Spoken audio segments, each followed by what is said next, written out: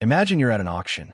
The auctioneer holds up a territory 3 times the size of Texas, covered in ice that's been there for 110,000 years. He says, "This island controls the shortest route between 3 continents, holds enough rare minerals to power every electric car battery for the next century, and sits on top of the only naval choke point that can stop Russian submarines from reaching the Atlantic." Now imagine the auctioneer adds, "Oh, and it's not for sale." Welcome to Greenland. The world's largest island just became the world's most dangerous and valuable chess piece. In this video, I will be sharing with you 3 reasons why the US, China, and Russia are having a Cold War over Greenland. Why is the US so desperate? And why is Greenland so valuable? Please subscribe for more videos like this. Thank you. The Trump ultimatum. What just happened? On January 7th, 2025, President Donald Trump did something no American president has done since 1867, when the U.S. bought Alaska from Russia. He publicly threatened to take sovereign territory from a NATO ally. Not through negotiation, through force. As reported by multiple sources, including The Guardian and Politico in January 2025, Trump stated he would take Greenland the hard way if Denmark, Greenland's governing nation, refused to sell. Then, on January 14th, 2026, he announced 10% tariffs on 8 European countries, escalating to 25% by June 1st unless Denmark agreed to negotiate Greenland's purchase. Here's the part that makes this different from typical Trump bluster. He wasn't joking. Denmark's Prime Minister Mette Frederiksen called it a crisis. Greenland's Premier Mute Egede said flatly, "Greenland is not for sale under any circumstances." And according to a 2025 poll, 85% of Greenland's 57,000 residents reject becoming part of the United States. So why is the U.S., the most powerful military on Earth, threatening its own allies over a frozen island most Americans couldn't find on a map? Because Greenland isn't frozen anymore, and that changes everything. If you're enjoying this video, subscribe and like it. The 3 reasons Greenland became the world's most valuable real estate. Reason 1. The GIUK gap, the invisible wall that keeps Russia locked in. Let me show you something on a map most people never notice. Draw a line from Greenland to Iceland, then from Iceland to the United Kingdom. You've just traced what military strategists call the GIUK gap, the Greenland-Iceland-UK gap. Think of it like this. Russia's Northern Fleet, based in the Arctic, is one of the most powerful submarine forces on Earth. To reach the Atlantic Ocean, where they could threaten U.S. shipping lanes, NATO supply routes, and undersea internet cables, those submarines must pass through the GIUK gap. As noted in Defense News and confirmed by the Center for Strategic and International Studies, Greenland anchors this choke point. The U.S. already operates Pituffik Space Base, formerly Thule Air Base, in northern Greenland, which provides missile warning systems, satellite tracking, and surveillance over Russian naval movements. Here's the problem. The U.S. doesn't own Greenland. Denmark governs Greenland, and Denmark is a neutral-leaning nation that, while part of NATO, doesn't share America's aggressive posture toward Russia or China. If Denmark ever changed its mind, or if Greenland gained full independence and chose neutrality, the U.S. loses its eyes on the Arctic. Russia gains a blind spot. The GIUK gap becomes a GIUK gateway. That's reason 1. Reason 2. The melting shortcut, the new Suez Canal. Now, let's talk about ice. For the past 10,000 years, the Arctic Ocean has been frozen solid for most of the year.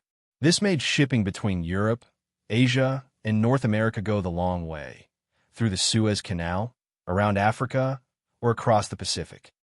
But climate change is rewriting the map.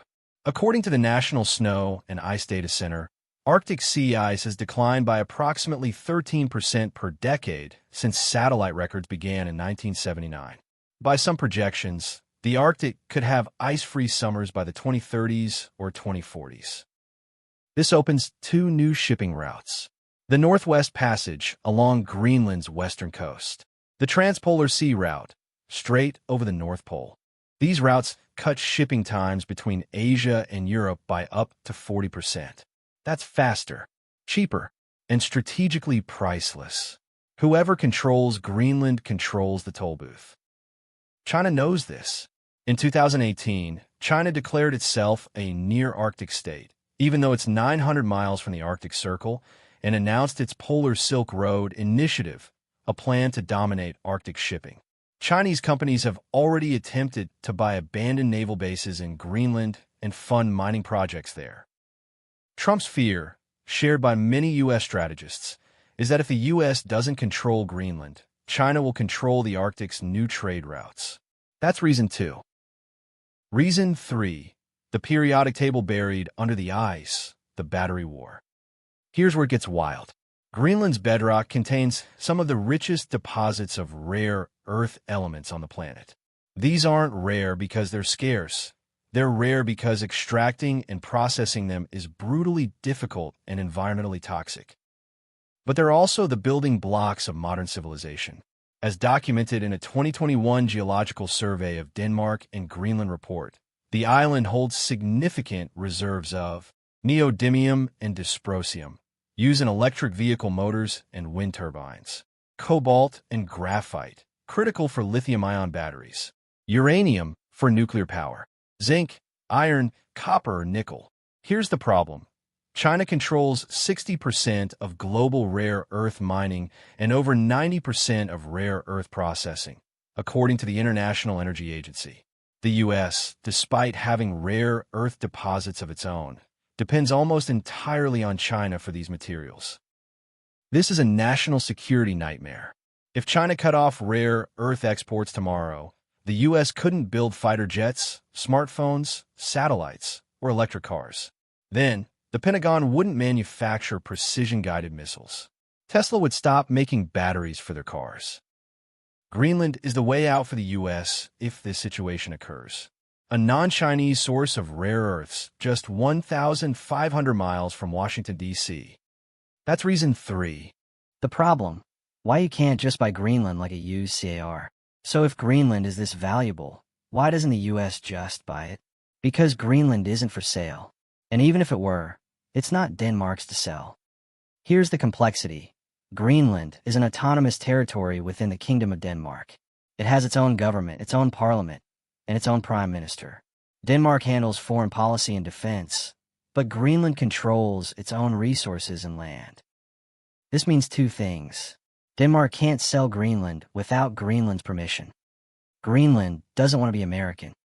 According to that 2025 poll, 85% of Greenlanders reject U.S. annexation.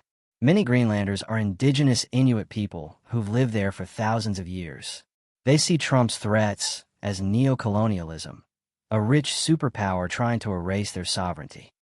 Greenland's premier, Mute Gede, has made it clear Greenland wants independence from Denmark, not submission to the United States. So Trump can't buy it. He can't invade it without triggering a NATO crisis. Denmark is a NATO member, and Article 5 requires all NATO countries to defend each other. And he can't ignore it, because China and Russia aren't ignoring it. He's stuck.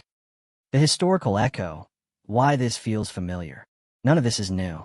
In 1867, the U.S. bought Alaska from Russia for $7.2 million, about $140 million today. At the time, critics called it Seward's Folly, named after Secretary of State William Seward.